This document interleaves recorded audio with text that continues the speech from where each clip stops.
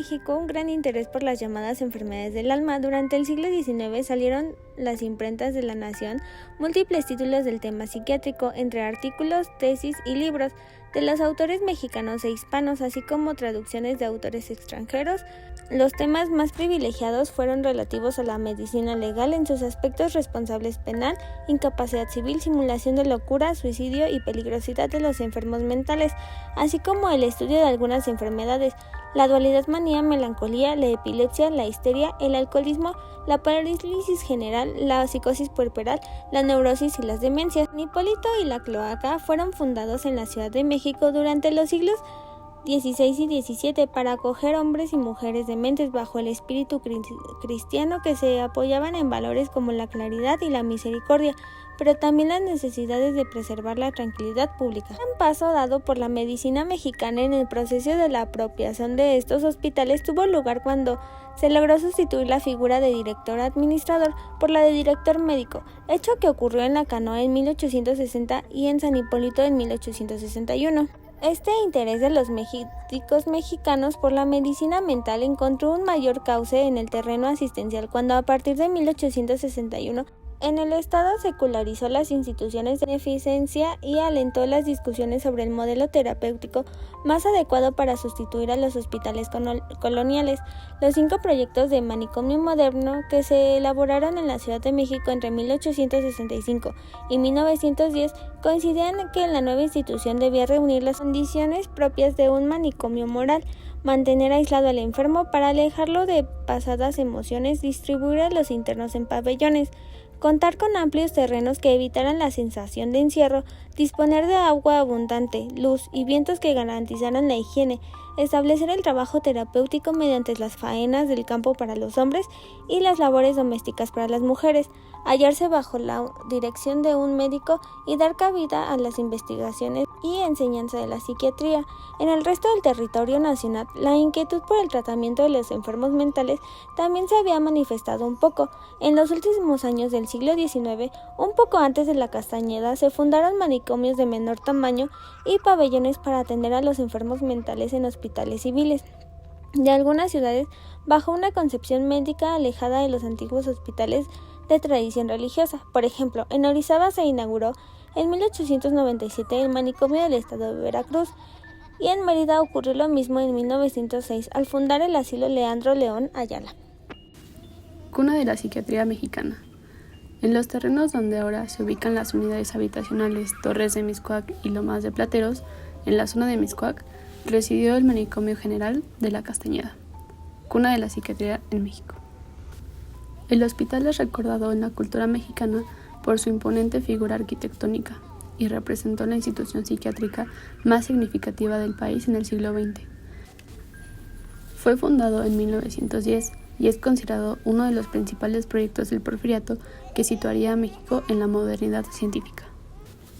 Todo empezó el 1 de septiembre en el año de 1910 con las fiestas del centenario de la independencia. En la celebración fue concretada la inauguración de la Castañeda a las afueras de la Ciudad de México, con una arquitectura majestuosa basada en el Hospital Psiquiátrico Parisino Charenton y con capacidad para 1.200 internos. La construcción de la nueva institución psiquiátrica inició en 1908, en los terrenos de la antigua Hacienda La Castañeda, propiedad de Ignacio Torres Adalid. El pueblo de Mixcoac, en la Ciudad de México, era el lugar indicado al encontrarse fuera de la mancha urbana de la época y donde existían las condiciones adecuadas que dictaba la medicina para el cuidado y la asistencia de los enfermos mentales. Según la opinión del cronista oficial de los festejos, los 25 edificios que mandó a construir el presidente Porfirio Díaz en la antigua Hacienda La Castañeda pondrían a México a la altura de los países más avanzados en el tratamiento de las enfermedades mentales. La institución contaba con 3 hileras de edificios, constituidos por los de servicios generales al centro, a la derecha los edificios para hombres y a la izquierda de mujeres. Datos del Archivo Histórico de la Secretaría de Salud muestran que durante sus 58 años de funcionamiento, el hospital albergó alrededor de 61.480 pacientes. La Operación Castañeda Durante la presidencia de Adolfo López Mateos, 1958-1964, el exceso de pacientes en la Castañeda era evidente. En el marco de una nueva conformación de una comunidad de psiquiatras y neurólogos, el gobierno comenzó a intervenir en las asistencias psiquiátricas y se construyeron una serie de granjas que absorbieron a algunos pacientes, pero dichas instituciones no pudieron solucionar el problema. A finales de 1965, el secretario de Salud del presidente Díaz Ordaz hizo una visita a la Castañeda, donde nunca había puesto un pie. Conducida por Guillermo Calderón Narváez, a la sazón jefe del pabellón central, que junto con el pabellón piloto dirigido por Dionisto Nieto eran los únicos lugares que se solían enseñar, rompió con el literario habitual y le mostró el resto del manicomio.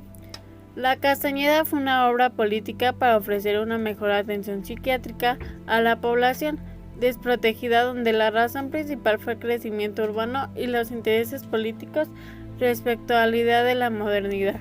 Al parecer fue ahí donde el secretario, impresionado por la pobreza y el abandono de los 2.800 pacientes que subsistían, decidió el cierre del manicomio.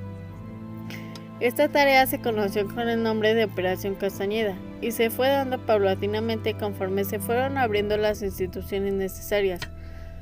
2 hospitales psiquiátricos, el Fray Bernardino Álvarez y el Dr. Juan N. Navarro, 3 granjas más ahora llamadas hospitales campestres y un hospital hogar, que entre todas alcanzaron la cifra de 3.030 camas. Muy poco tiempo después del decreto Operación Castañeda, todavía en 1965, ya había comenzado la venta de los departamentos que se construirían. La promoción inmobiliaria comenzó antes de que se iniciara siquiera la construcción de las nuevas instituciones que absorberían la población del manicomio. El terreno sería dividido para que la mayor parte del territorio se realizaran 2 unidades habitacionales. Lomas de Plateros, para un sector de la población con ingresos medios y bajos, y Torres de Mixcoac, para la población con ingresos un poco más altos. Y otra sección del terreno fue vendida a la UNAM para erigir la Escuela Nacional Preparatoria 8. Al cerrar la puerta de la Castañeda con una gruesa cadena y un candado, el 29 de junio de 1968, su director Agustín Caso clausuró simbólicamente 68,000 vidas que, si hablaran, contarían esta historia de otra manera.